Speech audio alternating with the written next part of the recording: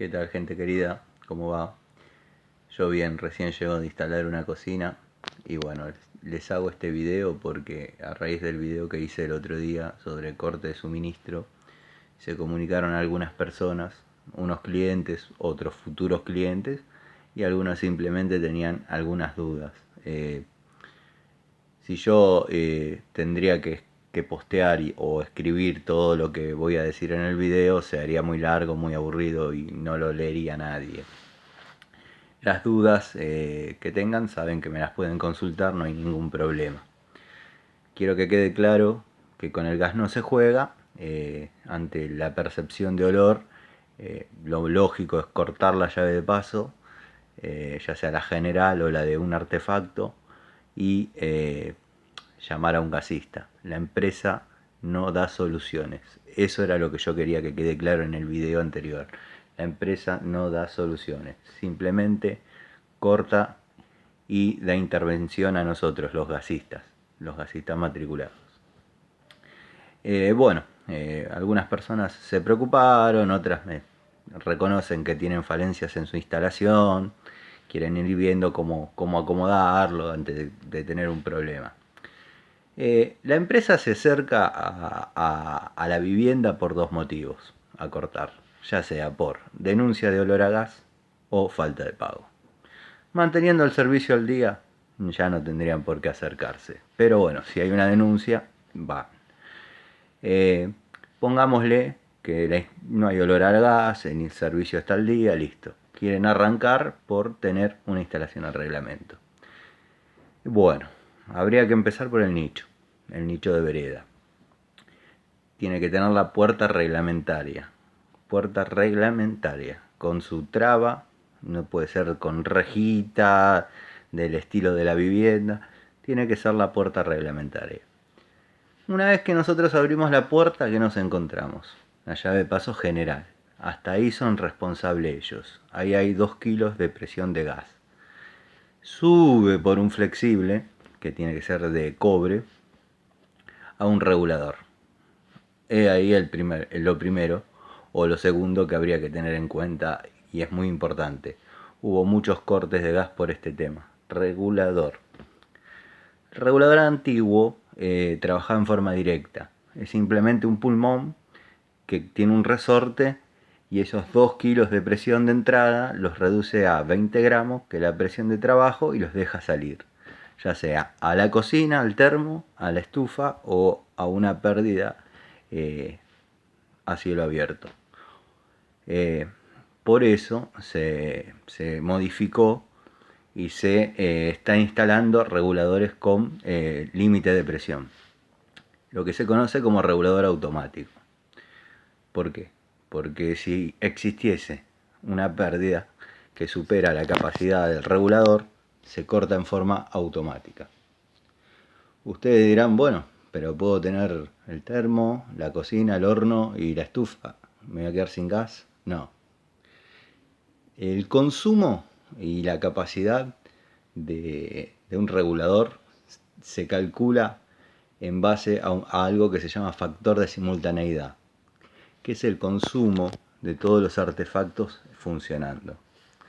Cosa que es muy difícil que todo esté, pero bueno, siempre la instalación se calcula en factores extremos.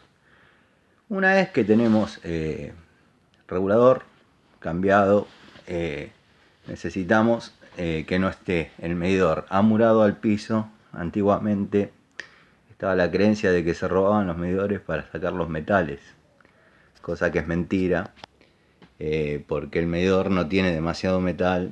Era una cuestión de política, de empresa, de privatización. Yo de eso mucho no sé, así que no voy a hablar. Sé que no era para sacarle nada al medidor.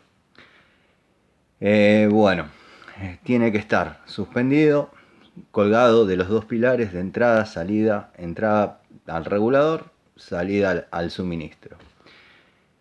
Una vez que tenemos eso, ¿qué nos falta? Los avisagrados. ¿Qué son los avisagrados?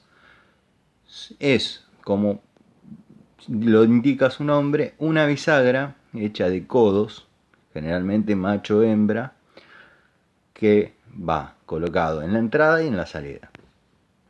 ¿Para qué sirve? Nos permite modificar la distancia entre ejes de entrada y de salida del medidor. ¿Por qué? Porque no todos los medidores tienen la misma distancia. Los medidores antiguos tenían 25 centímetros de distancia entre ejes y los actuales tienen 15. O sea, si va el muchacho de la cuadrilla no lo puede instalar. Entonces tiene que tener la posibilidad de tener la bisagra. Si es una vivienda unifamiliar no hay problema porque el regulador se dobla, el flexible se estira un poquito, se acorta y se hace llegar. Pero bueno, si son más de una vivienda, tienen que estar. Perdón. Después tiene que estar todo pintado con pintura epoxi. Tenemos la pintura epoxi, pintamos todo. Todos los caños, incluso si es en epoxi, pintamos también. Porque no puede tener ninguna marca de llave, nada raro. Todo perfecto. Y ahí vamos a tener un nicho reglamento. Previo a eso, hay que realizar una prueba de hermeticidad. Sí o sí, yo las hago siempre. Para conocer el estado de la instalación interna. Se pone la columna de agua, tiene que permanecer estanca 20 minutos. Uno que ya sabe, la pone, abre y si hay una caída de presión ya sabe inmediatamente, ni 20 minutos tiene que estar. O sea, si hay una pérdida se detecta enseguida. Bueno, pasando en limpio, es la puerta, el medidor suelto, nada de rejitas, fierritos, cosas raras dentro del nicho, no puede haber. Regulador, el que esté normalizado, el que se llama automático. Y bueno, después pintura epoxi a todo. Codos galvanizados ya no, todo en epoxi. Hago este video para aclarar algunas cosas, despejar algunas dudas. No es que me vaya a ser youtuber ni mucho menos. De hecho me doy cuenta que no estoy en estado para hablar 10 minutos seguidos. Pero bueno, quería aclarar algunos puntos porque me han preguntado y me gusta responder. Y si escribo todo esto, no lo leen. Entonces, bueno, espero tengan un excelente día. Como digo siempre, olor a gas, se cierra la llave, se llama al gasista. Si es matriculado, mejor. Hay muy buenos gasistas que no tienen matrículas solamente por no querer ir a estudiar. Ante la duda, llamen a un gasista. La empresa no, simplemente corta el suministro y después termina saliendo todo más caro. Con el gas no se juega, no estoy diciendo que llamen a cualquiera que toque.